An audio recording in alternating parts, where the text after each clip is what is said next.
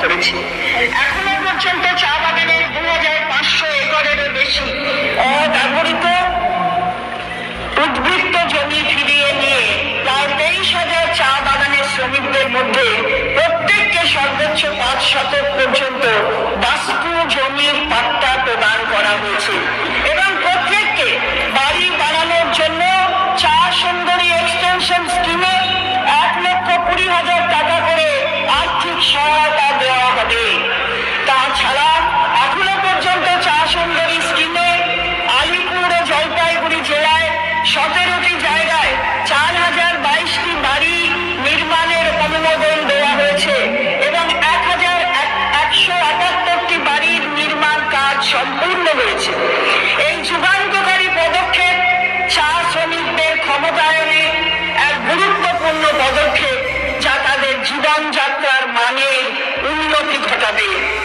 রাজ্যের বা দেশের বাইরে কাজ করা পরিযায়ী শ্রমিকদের কল্যাণ নিশ্চিত করতে এবং তাদের প্রাপ্য সুযোগ সুবিধা রক্ষা করে জীবনযাত্রার মান উন্নয়নের উদ্দেশ্যে রাজ্য সরকার West Bengal migrant workers welfare scheme 2023 চালু করেছে। রাজ্যব্যাপী দুয়ারে সরকার ক্যাম্পগুলির সক্রিয় উদ্যোগে কর্মসাথী পরিযায়ী শ্রমিক পোর্টালের মাধ্যমে প্রায় 28 লক্ষ পরিযায়ী শ্রমিক নথিভুক্ত হয়েছে। মাননীয় অধ্যক্ষ মহোদয়, এখন আমি কর্মসংস্থান বিষয়ে সংক্ষিপ্ত আলোচনা করতে অনুমতি চাই। কোভিড-19 অতিমারীর প্রকোপ শেষ হওয়ার পর অর্থনীতিকে আগের অবস্থায় ফিরিয়ে আনা একটি চ্যালেঞ্জ ছিল।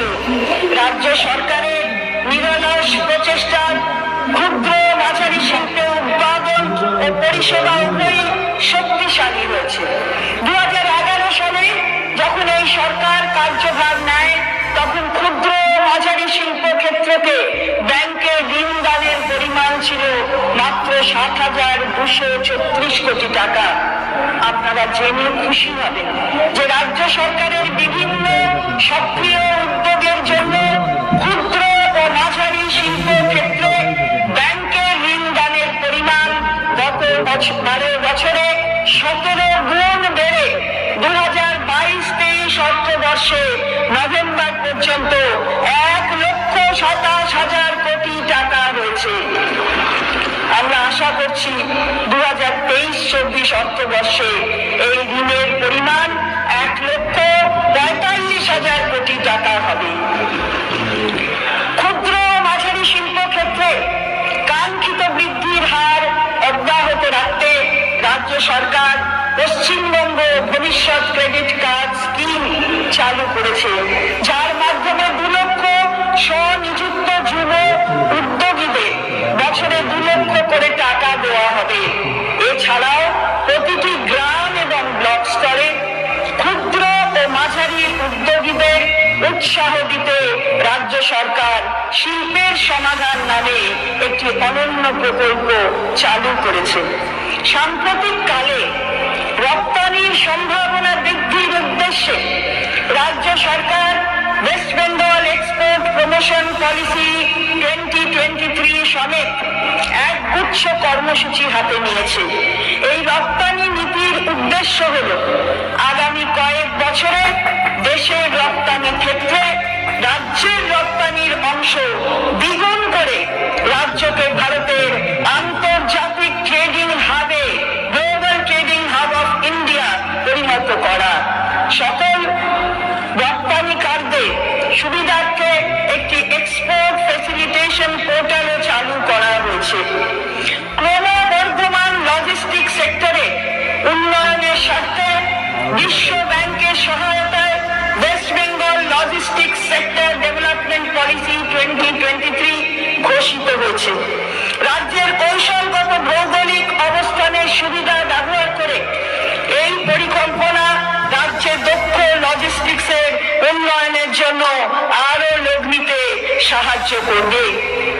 দেওচা পাঁচামি কয়লা ব্লকে প্রায় 1,198 মিলিয়ন মেট্রিক টন কয়লার সম্ভারে ইঙ্গিত মিলেছে এবং প্রায় 1,400 মিলিয়ন কিউবিক মিটার বাসল্ট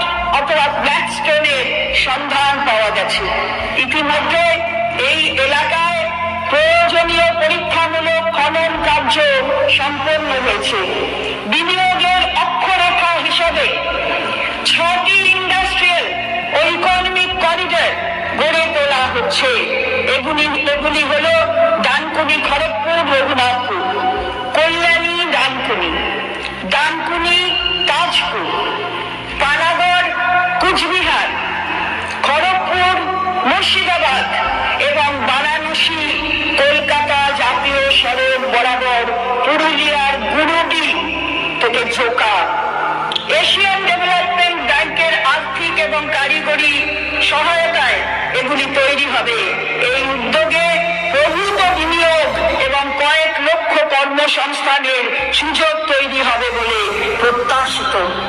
মাননীয় অধ্যক্ষ মহোদয়, আমাদের দুর্গোৎসব, প্রতিমা ও শোভাযাত্রা intangible cultural heritage of humanity হিসাবে ইউনেস্কো স্বীকৃতি লাভ করেছে।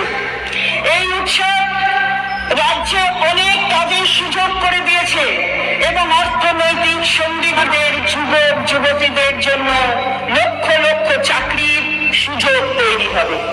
মাননীয় অধ্যক্ষ মহোদয়, আমরা সরকারে আসার কয়েক বছর আগে 57.7% রাজ্যবাসী দারিদ্র্য সীমার নিচে অবস্থান